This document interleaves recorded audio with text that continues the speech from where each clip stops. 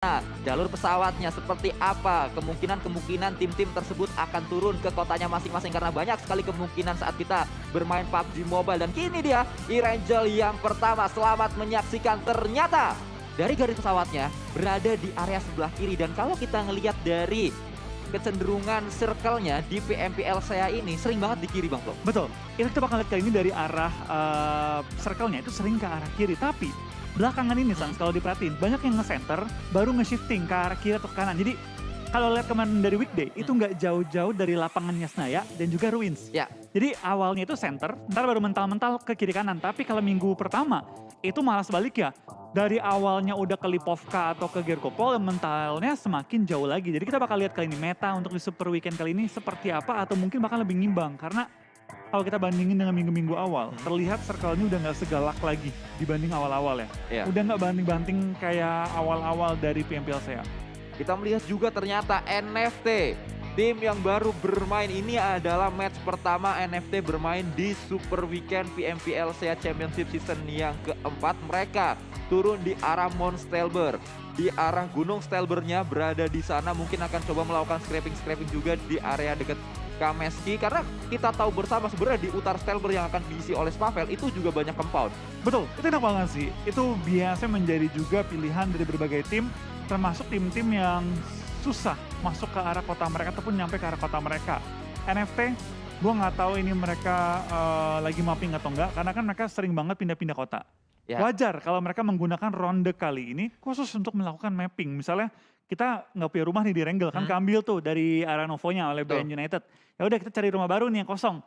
Yang tadi gue mapping itu kan ada yang gue pernah mapping ya galau nih. Karena mengambil juga area jembatan, tapi sebelum kita pindah jembatan kita bakal lihat Onyx dan juga tim Axis bakal saling berhadapan kali ini. Foki dan juga Mika bakal bertemu dengan 4 sekaligus player dari tim Onyx, di mana lemparan granat hampir menumbangkan Jeffs, membawa nyawanya ke setengah, tapi dari Axis karena gagal mendapatkan knock dadakan harus tarik mundur ibarat Sky Only menemukan seorang Foki kali ini. Ditumbangkan dan lihat dari Onyx langsung pede banget ngeflank ke arah kiri bawah. Dan kita melihat kali ini dua pemain bergerak dari pemain-pemain Onyx seperti yang tadi Bang Flo katakan juga dari arah kiri bawah. Ini juga tim yang baru datang, tim yang baru memulai startnya di Super Weekend. Karena di Super Weekend yang pertama Onyx tidak bermain dan kita melihat juga untuk Super Weekend yang kedua dapat lagi satu pemain nampaknya. Oh, Foke tadi yang tersukur ke arah tanah langsung akan coba dipulangkan saja dan kita melihat ternyata Error juga tertrack down ke arah bawah, harus segera diselamatkan. Ada sebuah smoke defensif yang dipop up oleh pemain-pemain Onyx. Betul, keadaan sementara 3-3 untuk kedua tim, tapi Mika di bawah cukup low.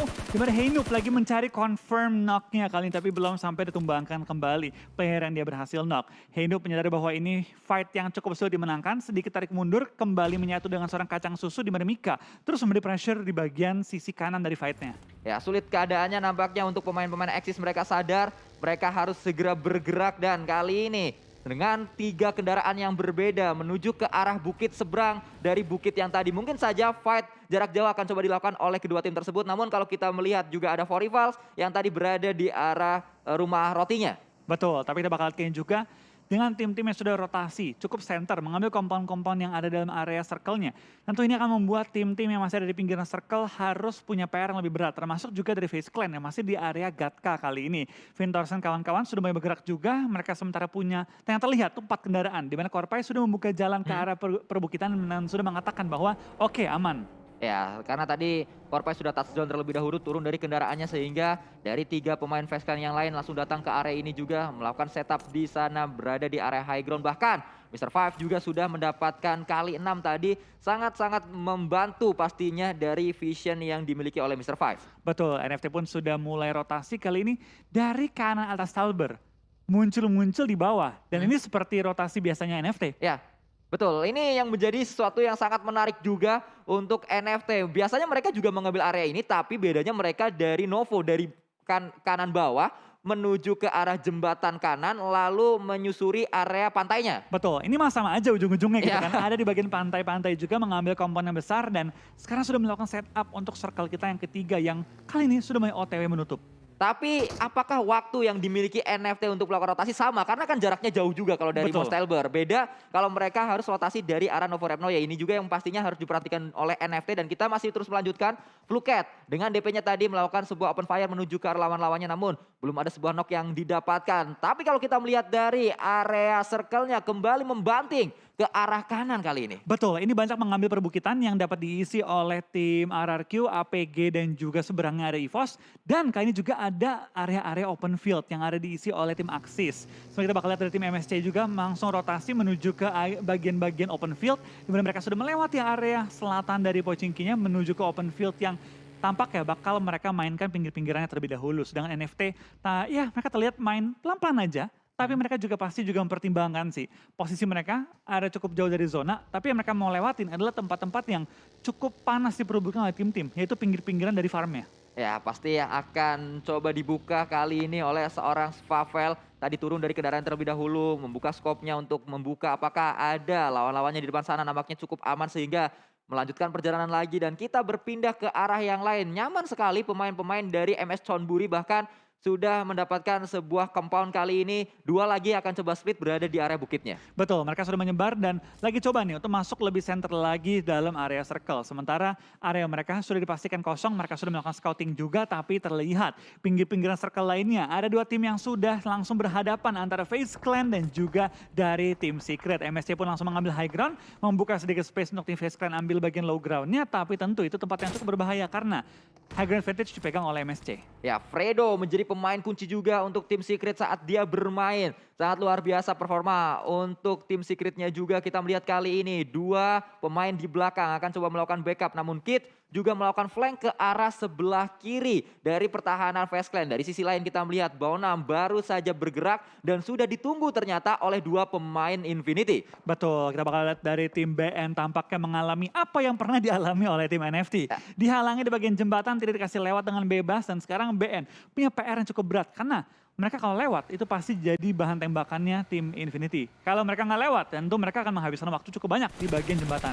Ya nampaknya pemain-pemain dari BN memilih untuk menerjunkan kendaraan-kendaraannya dan satu menyangkut di sana sulit untuk bisa terjun. Akhirnya terjun juga. Ada dua kendaraan yang bisa diselamatkan tapi masih bisa. Hampir. Kirain masuk ke air dan nggak bisa digunakan. Gue udah mikir kan, wah ini kalau kena air, kan kalau kena setengah air aja itu bisa berhenti mobil kan.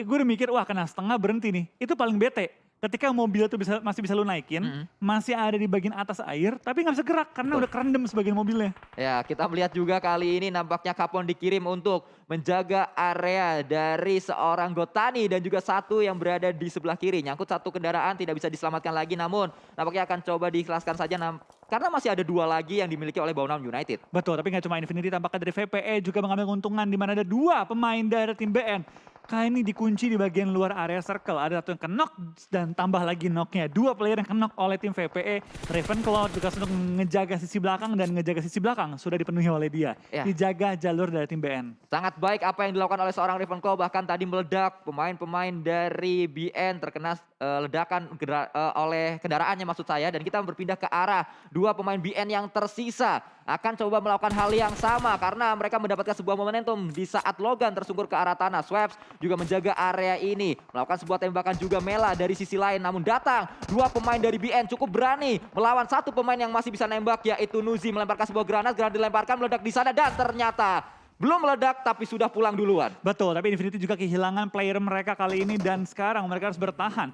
dengan sisa 3 player mereka punya. VPE dari seorang Schwab sendiri udah ngantongin 3. Total dikantongi oleh tim VPE 5 eliminasi di awal permainan. VPE minggu pertama bisa dibilang up and down. Minggu kedua mereka memulai Super Weekend dengan permainan yang begitu agresif.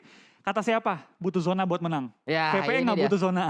Ini dia VPE menunjukkan kualitasnya. Pemain-pemain yang sempat bermain di PW88 pastinya sudah sangat memakan banyak asam garam dari dunia kompetitif PUBG Mobile. Ravenclaw juga melakukan tembakan di sana mungkin, tapi kali ini belum bisa melakukan tembakan. Ternyata granat dari Nuzi. Sebuah trap grenade kali ini meledak, membuat Ravenclaw pemain yang dikirim pertama untuk datang tersungkur ke arah tanah. Betul, tapi kita bakal lihat ada backup juga dari seorang Schwab masih menjaga area tembak dari lawannya. Di lain sisi tim Indonesia mulai bertemu juga di mana NFT kehilangan 2 member mereka. Cukup banyak tim yang mulai kehilangan anggota-anggota mereka. Cukup banyak tim yang sudah mulai dicicil player-playernya. Dan sekarang kita melihat sisa 52 player masih live padahal zona belum nutup.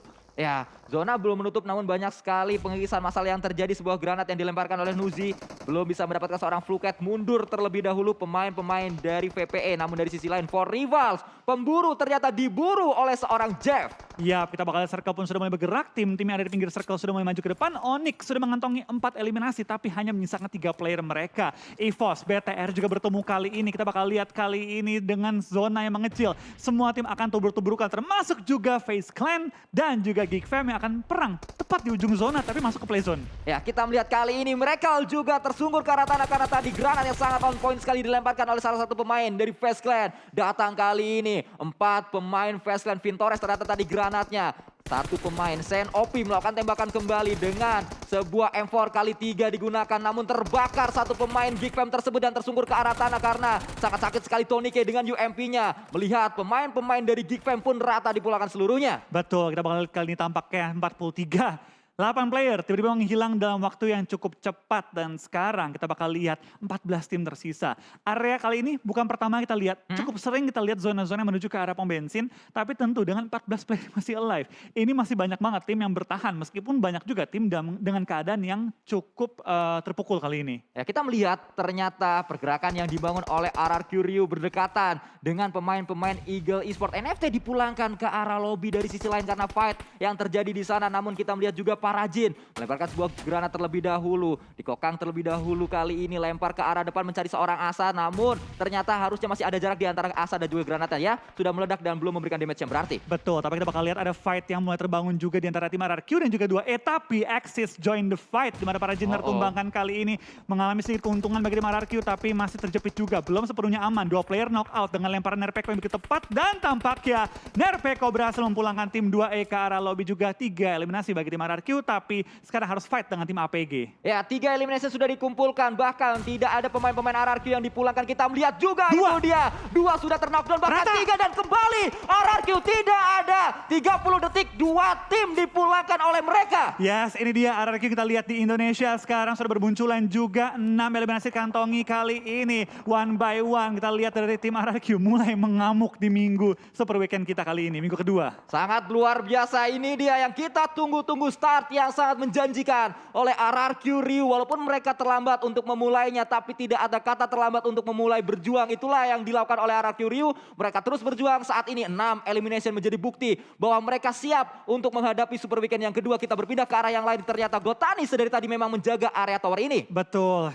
dan zona yang begitu sulit dikendalikan kali ini. Tampaknya kita bakal lihat kembali fight terbangun antara VPI dan juga tim FaZe Clan. 2 tim dengan kemampuan firepower yang luar biasa bertemu di zona kita yang kelima dan bukan di play zone tapi di area dari blue zone yang bentar lagi. VPS Schweppes dapetin targetnya tapi lihat spray down dari Tonike merupakan seorang Schweppes. Fluket, Tonike, one-on-one situation kita bakal lihat seorang Vintores juga masih mencari angle shoot ke arah lawannya. Stone ditumbangkan, Fluket last player standing bagi tim VPE bakal coba untuk kabur juga kali ini maju ke arah depan tapi lihat 2 tim sudah menghalangi jalannya. Ya, sulit sekali untuk seorang Fluket keadaannya karena di sebelah kiri ada Vintores yang juga kali ini akan coba dikejar, akan coba dihadang oleh seorang Fluket tapi berhasil. Itu dia Vintores menjadi sebuah elimination untuk seorang Fluket. Betul, 8 eliminasi dari tim VPE tapi sayang sekali tinggal Fluket yang masih bertahan di zona kita kali ini. Tonike pun akhirnya terobos ke arah tengah-tengah lapangan, tepat depan dia juga ada Axis, ada juga Onyx, ada tim-tim lain juga sudah menunggu dan ini dia VPE Fluket last player standing juga lewat tengah-tengah ladang.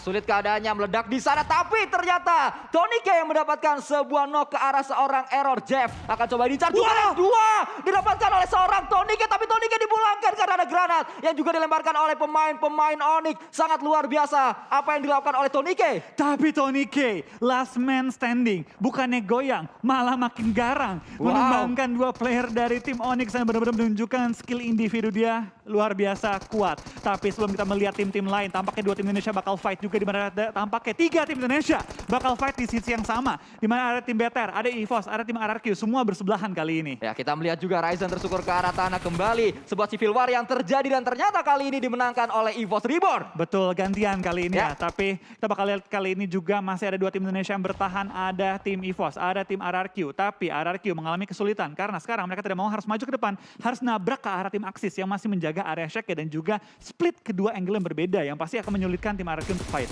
Ya, tapi dari sisi lain kita melihat pemain-pemain tim Secret Malaysia melihat ke arah bawah karena ada satu pemain dari Infinity. Tapi kita melihat juga Sky Only, pemain terakhir yang dimiliki oleh Onyx, melakukan tembakan tadi menuju ke arah RRQ Rio. Ya, tapi lihat Di Axis Red One pastinya memberikan angle shoot yang berbeda juga. Tapi Fredo dari tim Secret kembali akan coba memberikan sebuah ancaman ke arah compound yang dimiliki oleh pemain-pemain EVOS Reborn. betul, tampaknya RRQ pengen motongin pergerakan dari tim EVOS, mengambil bagian low groundnya, tapi perjalanan mereka tidak semulus itu karena mereka belum masuk ke arah zona. Kalau mereka motong depan EVOS, itu bakal masuk ke low ground dan EVOS bakal mendapatkan keuntungan terbesar. Tapi Nerpeko nembak ke arah kacang susu, menemukan satu player kali ini dengan jaraknya cukup jauh. Nerpeko tampaknya cukup mengamuk juga dengan 4 elimination mereka dia sudah kantongi di zona kali ini. Dari 8 ternyata 4 datang dari seorang Nerpeko, menjadi bukti bahwa ini adalah pemain yang sangat penting untuk RRQ Rio. Namun ternyata Nerpeko tersungkur ke arah tanah, tertangkap oleh seorang Lyzek dari area ini. Betul, kita bakal lihat dari Nerpeko tampaknya sedikit sulit untuk diselamatkan. RRQ pun dalam kondisi yang cukup terjepit, tapi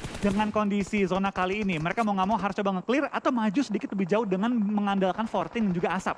Ya, kembali kita melihat di mana For Rival salah satu pemainnya yaitu Reed berada di belakang smoke-nya. Tapi pemain-pemain For Rival yang lain, Apple juga akan coba maju ke arah depan. RRQ akan coba diincar juga oleh seorang Heinoob dari Axis Red Ones. Betul, kita bakal lihat kayaknya dari tim Axis. Mereka punya Shack, memang areanya sangat kecil, tapi nggak ada yang bisa nembak ke arah mereka.